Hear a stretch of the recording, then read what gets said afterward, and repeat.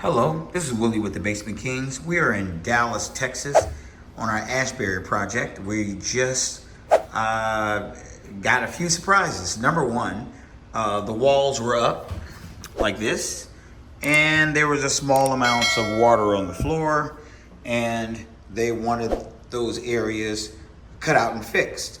My response was, unless you remove the sheetrock, you will not find where the problems are.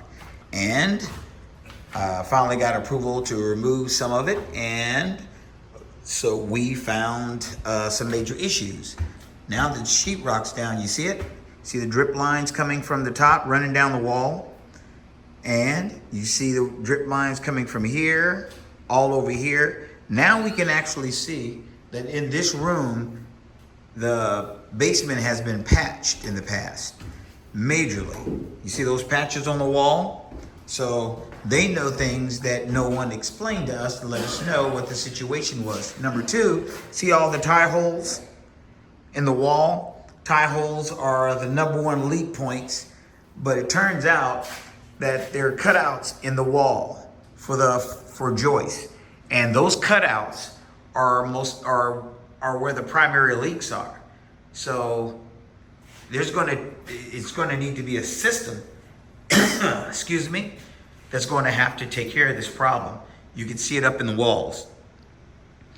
The dehumidifiers have been running because this basement kept flooding dramatically, and you can see the sump is an open sewer.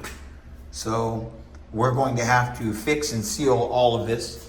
You can see the areas where they did want to keep the shelves, but you can see there's water running down, which means coming out the other side, which means it'll have to be removed because we will not fix a portion of the job and leave it that way and leave it for someone else. We will not do that.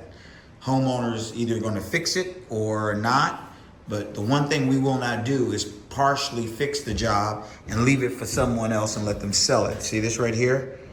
See that drip mark? That means it's going up, and that needs to be removed in order to fix. We got some drip marks here of everflorence, and that means there's a gaping hole somewhere. So these areas are going to have to be fixed and sealed, like down at the bottom. You can see it. See those gaping holes? And when I get to the back, it makes me want to cough. I'm gonna have to put my mask back on. So as you can see, it's time to get this done. Let's get busy. Thanks for watching. If you like our videos, then please comment, like, and subscribe to thebasementkings.net. Thank you, and have an excellent day.